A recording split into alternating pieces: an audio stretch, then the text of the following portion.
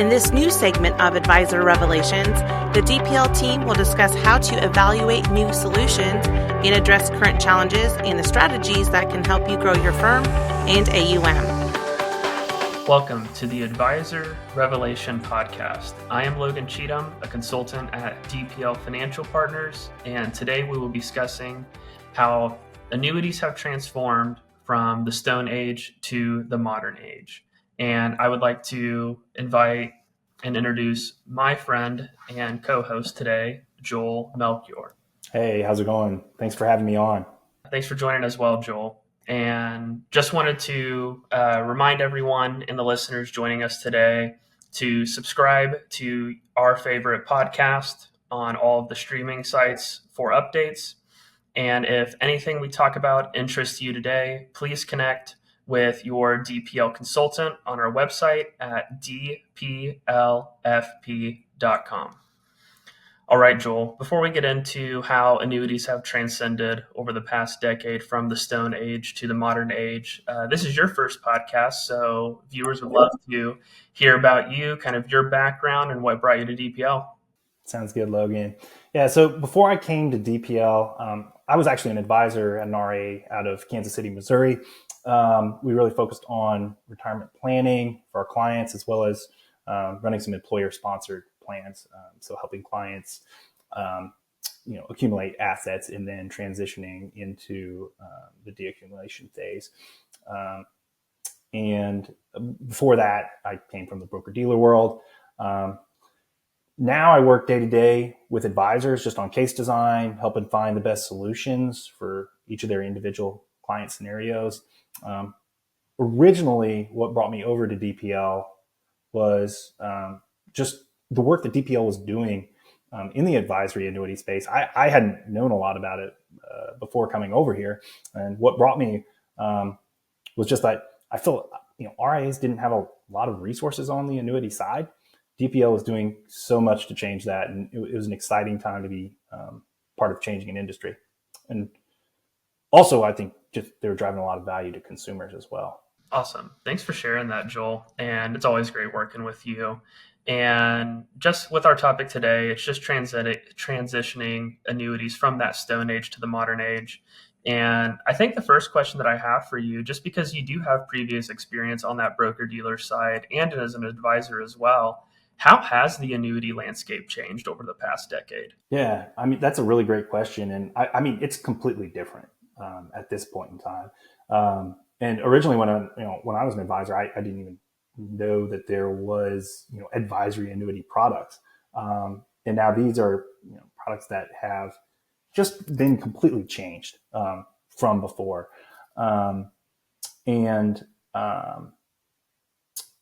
There's just complete change in repricing overall, much lower fees and cost to the client. That's awesome. I think for our advisors listening, it might be a little bit more helpful. In what ways have this reprice, how have these annuities been more efficient with repricing? Is there lower cost on the DPL side because we're commission free? How do these compare to broker dealer annuities? Just because I feel like we do work with a lot of hybrid advisors. They want the best solutions for their client. And how really is that transforming? That's a great question. So, first off, if you have variable annuity, your fees are going to be drastically reduced, since you no longer does the insurance carrier have to pay out that high commission up front to the advisor. And now they're able to put that back into lower, M&E costs, lower rider costs to the client. If you're looking at something in the fixed index, RILA space, that might result in better guaranteed income for the client. It could result in a better fixed rate or higher caps as well. And just as a way to let advisors know, a sample case, how have these costs changed over time? Are we seeing a drastic reduction in fees, 90%, or is it about the same cost as what advisors might be used to on the broker-dealer side? I would say a typical, variable annuity that includes an income rider on it. Traditionally you're looking at probably north of 3% all-in fees, maybe 3.5%. And on the DPL side, if we're going investment only variable annuity, I mean, we're cutting that down to at times 45 basis points all in. That's crazy.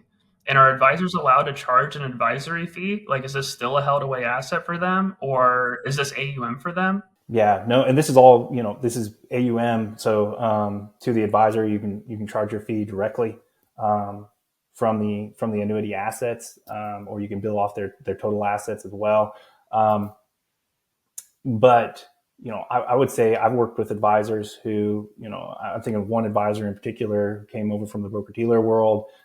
He was using variable annuities, for tax deferral, and we switched over. We were able to switch over his entire book to the advisory side, bring it onto the advisory products, and that was all new AUM for him. That's awesome. So clients were happier probably because they got reduced fees, and advisor was happy because he had organic AUM growth. And we do hear a lot of those stories as well. And I think a lot of those misconceptions with cost have been decreased just because the DPL tools do show that capability as well.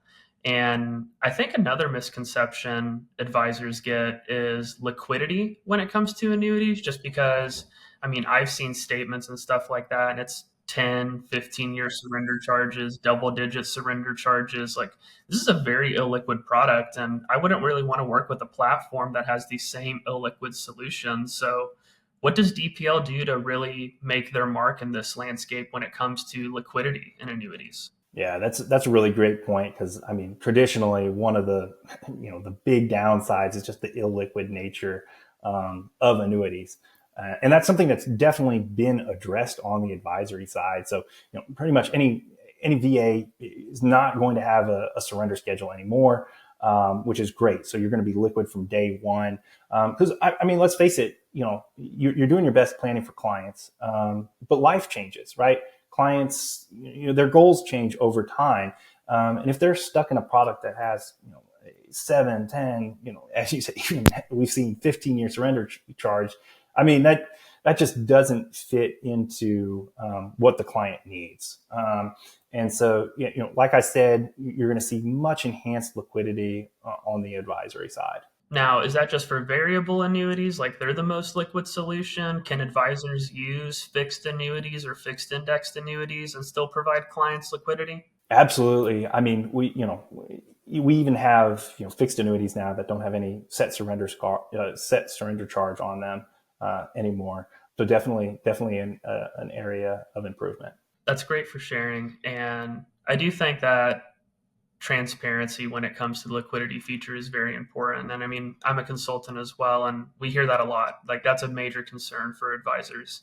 And it does seem like when we speak with them and that liquidity isn't really as a constraint, they do seem a lot more open to these solutions. So if you're looking for liquid products to help your clients out, please reach out to a DPL consultant, just because we have a whole suite of annuities, up to 60 products that we can offer, most of them being liquid. So this is a great time to look at annuities for advisors and their clients. Mm-hmm. And I think it's a great way as well. Just like one use case I've seen, advisors, if you have clients who own these assets, have us review, even if you think we can't move it. Maybe we're able to provide the client with better income right off the bat. I mean, I've seen tons of cases where it still makes complete sense to take a look. Either if we're going to lower fees or provide better guarantees for them. And if your client, if their goal has changed, talk to your DPL consultant about, maybe, seeing how we can transition those assets to serve another goal for the client. I've got an advisor, again, clients were sold by a different advisor, a bunch of, variable annuities with income riders. The clients are older now. They really don't need that guaranteed stream of income. So we're able to convert those into some principal protection strategies, some RILAs or structured VAs, and help provide some protection to the client's portfolio with no new surrender schedule. That's awesome. And I think a lot of advisors are really understanding that. I mean, I see a lot of those conversations too. And especially if they don't need the income, principal protection is really important so they can leave those legacy assets to the next generation more efficiently. So that's a great way. That's a great story the way you're able to help that advisor and their clients. And hopefully both sides are happy, I assume. Advisors getting paid and the clients are in a better position. And principal protection probably makes them sleep better at night. Yep. And a lot of those are, like I'm saying, we're taking the costs down from north of 3% down to no product cost. Yeah, that's a huge just underlying fee savings, just being able to save that 3% right there. Yeah. And especially if if the goal is at this point in time, the legacy, as you were stating, I mean, that's a lot of fee drag that's reduced. Yeah, that's very true. And I think that goes into like our next point of what just we hear from advisors as well is when it comes to annuities, it seems like they really don't like utilizing annuities just because they're very complex products. There's not a lot of transparency from when it comes to what are these product costs and fees associated with this. I always hear the term, there's all these hidden fees with annuities. How can advisors leverage DPL so they can, one, see what those costs of those current annuities are and what those hidden fees are, but also from a transparency, like what does DPL do so advisors can be able to see what that side-by-side cost looks like? Yeah. So, I mean, as I'm sure many of you know, but we can provide accurate analysis for any annuities that your clients own, and we can give you, the real numbers, the hard data, so that you can sit down with the client and make an informed decision, right? And then, switching over to the advisory products, how are they different? Well, a lot of the fees we'll give you a fee breakdown, but also just even your own, now when you're sitting down with the client and they're wondering how you're getting paid, it's no different. You're not getting some commission or anything like that. You're charging your AUM fee, just like any other advisory asset. So, there's no incentive for you to be, to be placing annuity business other than meeting clients' goals. So when it comes to the advisory fees, Joel, just because I know that's important because advisors want to get paid. And if we can solve the transparency of the product cost, how are we able to solve the advisory fee compensation? Is it easy for them? Is it pretty mundane? Is that a complex process too? Yeah, no, that process has completely changed. Most of the time it's just you're setting up your advisory fee when you set up the contract, and then you can just get paid out quarterly, monthly, and it's pretty. Now the annuity carriers' websites are in the 21st century, so it's pretty easy to go in and change those as well and update them if need be. Okay, that's good. Just because I think that's an important thing. And also, I think just one thing to share is like I think of annuities and insurance very similar to home insurance and auto insurance. If you have it, it needs a review. And I do feel like a lot of the time advisors might not want to review annuities because of those are held away assets. And so how can DPL really make that a smoother process for an advisor? I mean, I know they have access to us, but what is kind of that day-to-day process that you experience when you're talking with advisors on these annuity reviews? Yeah, so we're just here to serve as another resource, really just an extension of your team, right? We're here to serve as that, that expert that knows the marketplace, and just work with you to, meet your clients' goals and also help, take those existing annuity and permanent insurance strategies and actually, help you put them into the client's financial plan, right? And put them back to work. Instead of it just being some outside asset, I mean, now we're able to actually implement it into what you're doing for your client. I really do appreciate you being on this podcast today, Joel. I think it's been a great understanding of how annuities have changed over the past decade from the Stone Age of high fees, illiquid, and very complex cost to DPL solutions being very liquid, being more efficient based on those client goals. And with our DPL tools, it's a lot more transparent with those fees of what the client's paying and also what the advisor is going to charge on these assets. Is there any closing thoughts that you have, Joel, that you would like to mention? No, I would just say feel free to reach out to your DPL consultant. We're here to serve as a resource.